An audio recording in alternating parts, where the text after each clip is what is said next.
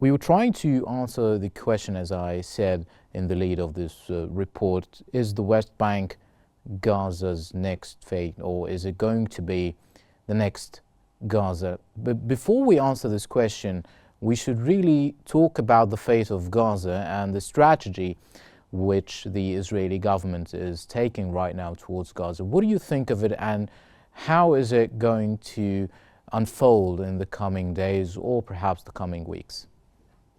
Interesting. We often see commentaries who are knowledgeable about the Middle East, and particularly about the Israeli occupation of Palestine, saying that they think that the Israelis have no strategy for the day after with respect to Gaza in particular and Palestine more specifically. I think they do have a strategy, and I think it's probably fairly clear in the articulation by a number of Israeli cabinet ministers, in that there should be if you like, a permanent subjugation of the Palestinians in the West Bank, that there would be no voting rights for Palestinians in the areas that are going to be formally annexed by Israel, which would the ambition is to include all of the West Bank, and that Gaza would either be entirely or almost entirely emptied of its 2.3 million Palestinians, or that the Palestinians who live there would be either given to Egypt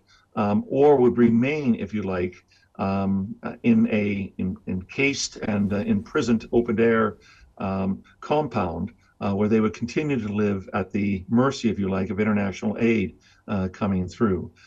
These are the designs of the Israeli government. The West in particular may talk about a two-state solution, but I've seen no strategy among countries in the global north, Europe and North America in particular, which tells me they have any idea of how to reach a two-state solution with a Palestinian state when you have 740,000 Israeli settlers in East Jerusalem and the West Bank. And this, do you think it's only about the settlements in the West Bank?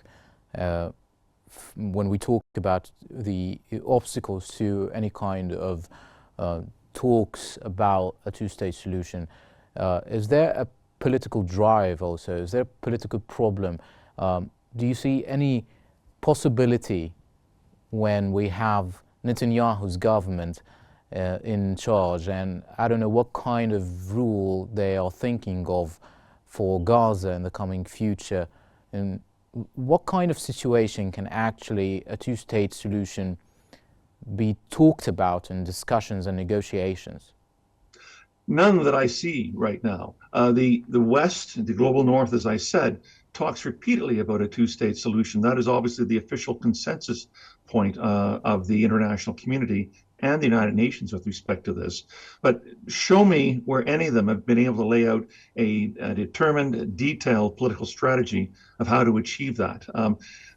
If Israel suffered a political nervous breakdown by removing 8,000 settlers from Gaza in 2005, tell me how the West is going to force Israel to remove 740,000 or even 150,000 settlers from East Jerusalem and the West Bank. And when you look at the Israeli political spectrum, you look at the positions of the opposition leaders to Netanyahu, they don't disagree fundamentally with this point of view that that East Jerusalem is Israeli, that the West Bank will be largely Israeli in any kind of peace talks, and the Palestinians will not get Israeli citizenship, or they would have simply a little Bantustan of their own that can issue its own stamps and can have its flag at the United Nations, but it doesn't meet any modern definition of a state.